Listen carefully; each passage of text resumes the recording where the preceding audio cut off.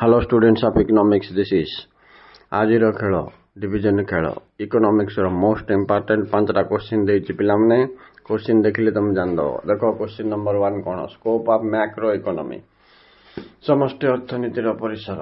2 difficulties of barter system पण्य विनिमय नीति रो असुविधा गुडी को कोन कोन। 3 डिस्काउंटिंग बिल ऑफ एक्सचेंज विनिमय पत्र रो अवमूल्यायन।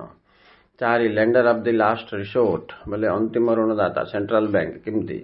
तापर बजेट रे बैलेंस बजेट अनबैलेंस्ड बजेट माने संतुलन और असंतुलन बजेट रे पार्थक्य दर्शाओ। तो यही हिसाब रे ये पांचटा क्वेश्चन जाको तमे 3 मार्क रे कवरेज करके रखियो पिला माने आ पांचटा रो पांचटा बुझिया पिला तो 90 प्लस रहइबो। पांचटा रो चारटा बुझिया को 80 प्लस, पांचटा रो तीनटा बुझिया को 65 प्लस, पांचटा रो दीटा बुझिया पिला पास।